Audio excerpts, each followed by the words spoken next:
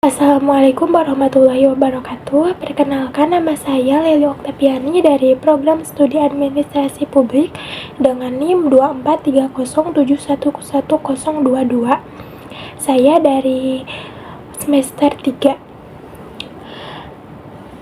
Pada video reflektif ini, saya akan membahas 5 topik penting terkait administrasi pembangunan, teori pembangunan, hubungan pusat daerah, serta penerapan nyata dalam konteks pembangunan di Indonesia.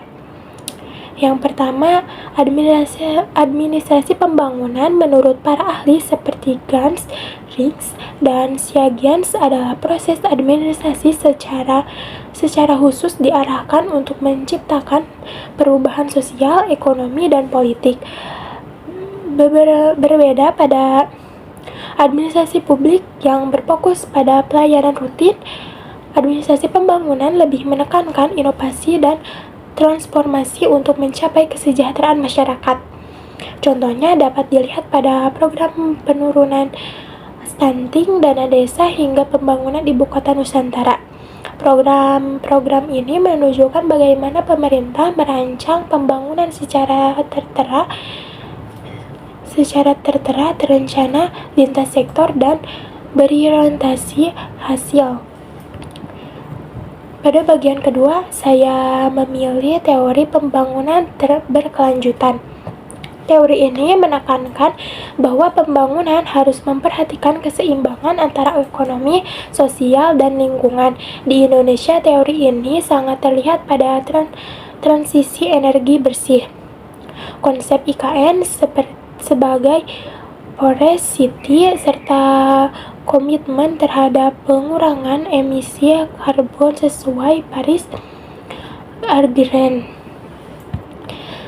Yang ketiga, ada perencanaan nasional seperti RPJMN dan RPJMN disusun oleh pemerintah pusat melalui Bappenas dan fokus pada strategi makro.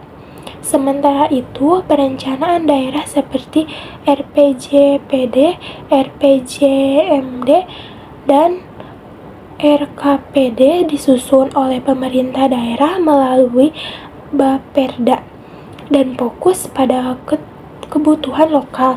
Keduanya harus selaras agar pembangunan berjalan efektif. Yang keempat, ada otonomi daerah dan desentralisasi. Otonomi daerah adalah hak daerah untuk mencatur pemerintahnya sendiri, sedangkan desentralisasi adalah proses pelimpahan kewenangan dari pusat ke daerah. Contoh keberhasilannya adalah hadirnya mall pelayanan publik, inovasi smart city, dan peningkatan PAD sebagai bukti kemampuan daerah mengelola potensi sendiri. Yang kelima, ada keberhasilan pembangunan sangat dipengaruhi oleh koordinasi pusat daerah. Contoh keberhasilan terlihat pada penanganan COVID-19, sementara contoh masalah muncul pada konflik izin tambang dan tata ruang daerah. Hal ini menunjukkan pentingnya komunikasi dan regulasi yang jelas.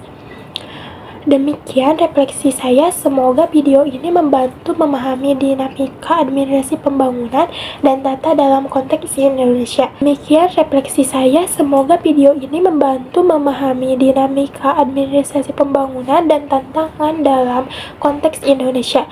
Terima kasih, sekian dari saya. Wassalamualaikum warahmatullahi wabarakatuh.